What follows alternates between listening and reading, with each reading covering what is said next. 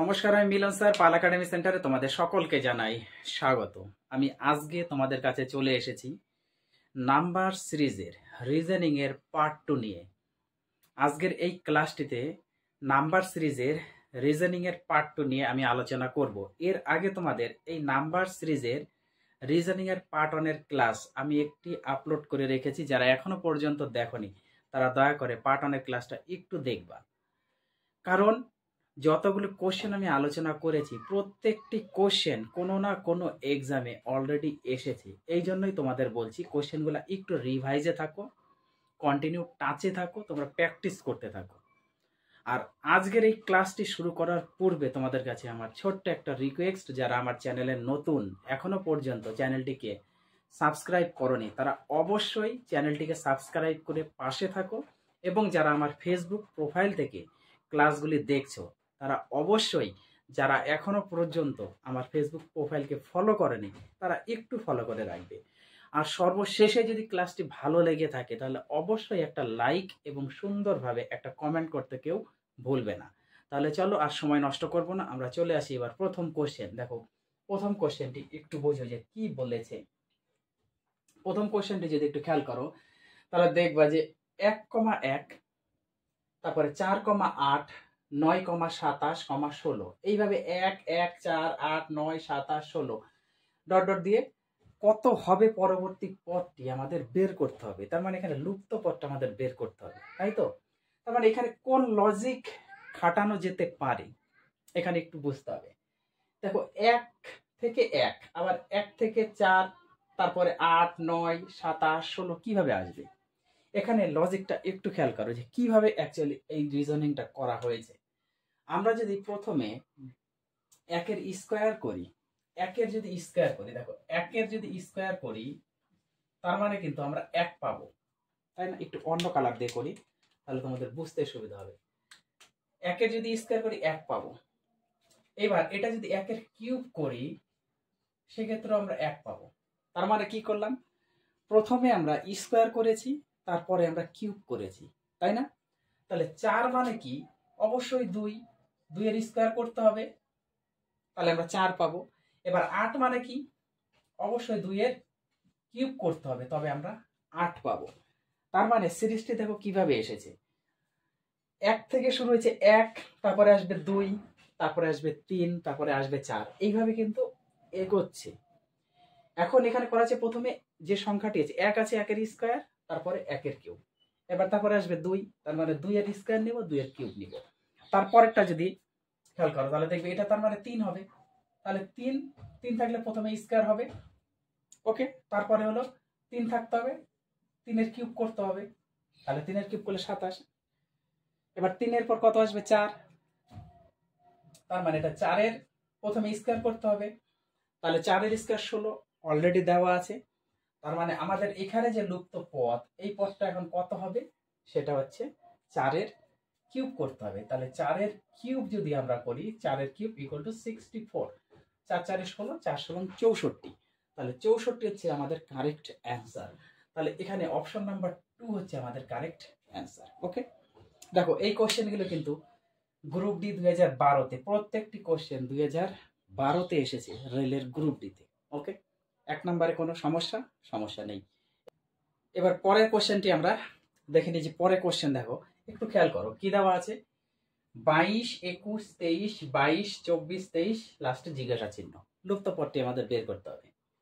এখানে কোন প্রসেস বা কোন টেকনিকটি এখানে কাজে লাগানো হয়েছে একটু ধরতে হবে আমাদের। মোচড়টি কি অ্যাকচুয়ালি?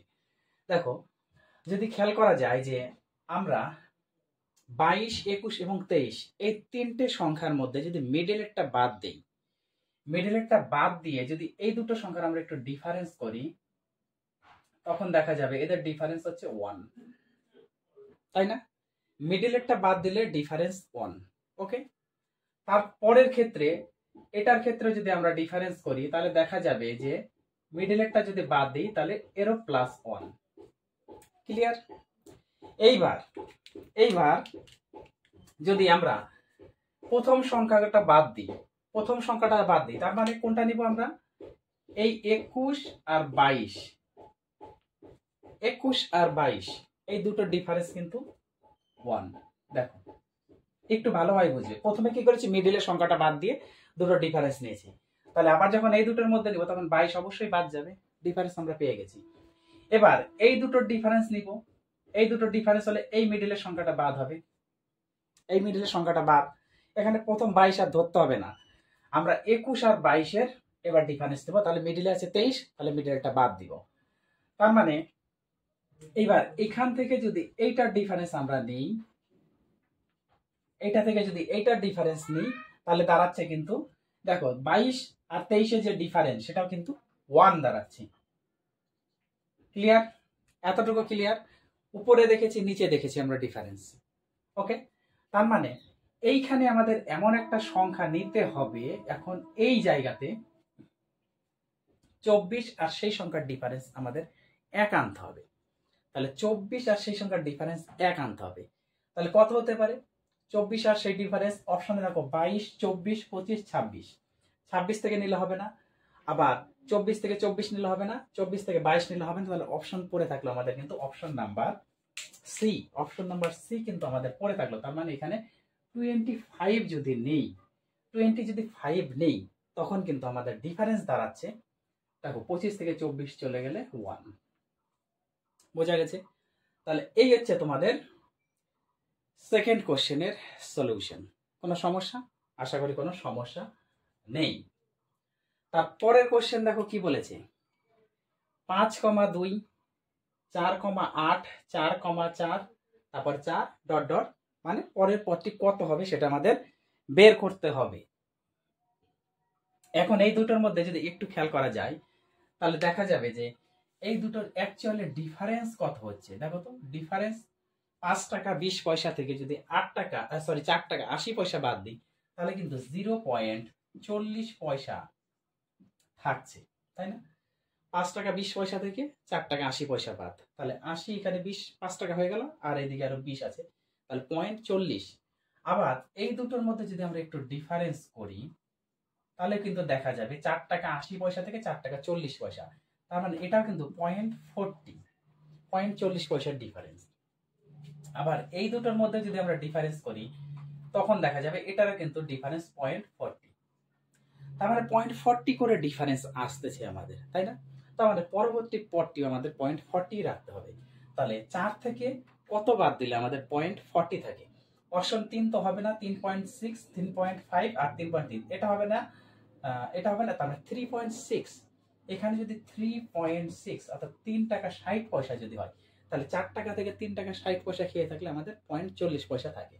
তাহলে এইটাই হচ্ছে আমাদের correct answer. Option number 2 is correct answer. Okay, এইবার আসি আমরা পরের কোশ্চেন। দেখো কি বলেছে কোশ্চেনে, 36, 34, 30, 28, 24 পরের পদটি কত? কিভাবে করব? 36, 34, 30, 28, 24 আমরা যদি একটু ডিফারেন্স বের করি, ডিফারেন্স দেখো বের করো, এই দুটো ডিফারেন্স করলে হচ্ছে কত? 36 থেকে 34, তার মানে হচ্ছে 2। ক্লিয়ার? তারপরে এই দুটো ডিফারেন্স বার করো, 34 থেকে 30, 4। ওকে, তারপরে এই দুটোর আবার ডিফারেন্স বার করো, 30 থেকে 28, 2। 30 থেকে 28, 2। আবার এই দুটো ডিফারেন্স বার করো, 28 থেকে 24, 4। এইবার একটু খেয়াল করো, এইবার একটু খেয়াল করো, কি খেয়াল করতে হবে? দেখো আমাদের প্রথমে 2, তারপরে 4, তারপরে আবার 2, তারপরে আবার 4, তার মানে 2, 4, 2, 4। তাহলে তারপরেরটা কত হবে? অবশ্যই 2 হবে। তাহলে এখানে যে 2 করতে হয়, তাহলে আমাদের কি করতে হবে? 2 করতে হলে আমাদের এখানে অবশ্যই 22 নিতে হবে, তাই তো? 22, কারণ এই দুটোর যখন ডিফারেন্স করব তখন আমরা 2 পাবো। তাহলে অপশন হচ্ছে কিন্তু আমাদের কত নাম্বার? 2, অর্থাৎ 2 নাম্বার হচ্ছে আমাদের কারেক্ট অ্যান্সার। আবার এখান থেকে আরেকটি বোঝার বিষয় আছে কি, তোমরা যদি 26 নিয়ে নাও, এই অপশনটি যদি নিয়ে নাও, তখন 26 থেকে 24 কিন্তু চলে গেলে 2 থাকে, কিন্তু 26 হবে না। কেন হবে না? কারণটা খেয়াল করছো? কারণ বড় থেকে কিন্তু ছোটর দিকে যাচ্ছে। দেখো 36, 34, 30, 28, 24 ছোটর দিকে যাচ্ছে না, তাহলে এটা ছোট সংখ্যাটাই হবে, বড় সংখ্যাটা কিন্তু নিলে চলবে না। সো এখানে 22 হচ্ছে কারেক্ট অ্যান্সার, 26 নিলে কিন্তু ভুল হয়ে যাবে। কারণ 26 বড় হয়ে যাবে, 24 ছোট হয়ে যাবে, কারণ আমাদের সিরিজটাই ছোটোর দিকে চলছে, এই জন্য ছোট সংখ্যাটাই নিতে হবে। ক্লিয়ার? তাহলে এই ছিল হচ্ছে তোমাদের আজকের রিজনিং এর নাম্বার সিরিজের পার্ট 2 ক্লাস হয়ে গেল। এই দুটো ক্লাস একটু তোমরা মনোযোগ দিয়ে প্র্যাকটিস করো। এই দুটো ক্লাস ছাড়াও আমি নাম্বার সিরিজের বেশ আরো কয়েকটি ক্লাস কিন্তু আপলোড করে রেখেছি, তোমরা আমার চ্যানেলে যাবে, সেখানে রিজনিং এর যে প্লেলিস্ট আছে সেই প্লেলিস্টটা একটু সার্চ করবা, পেয়ে যাবা। প্লেলিস্টে গেলেই তোমরা দেখতে পাবে যে রিজনিং বলে আলাদাই ক্লাস আপলোড করা আছে। ওকে, রিজনিং গুলো একটু প্র্যাকটিস করো। আর ক্লাসটি যদি ভালো লেগে থাকে তাহলে অবশ্যই একটা লাইক করতে কেউ ভুলবে না, এবং সমস্যা থাকলে আমাকে অবশ্যই কমেন্ট করবে। আমার যদি কোথাও ত্রুটি হয়ে থাকে তবু একটু কমেন্ট করবে, তোমাদের থেকেও আমার অনেক কিছু শেখার আছে। তাহলে ক্লাসগুলো একটু রিভাইজ করো, আমি আবার আসবো পরবর্তী পার্ট নিয়ে। তাহলে আজকের মতো আমি এখানেই শেষ করছি।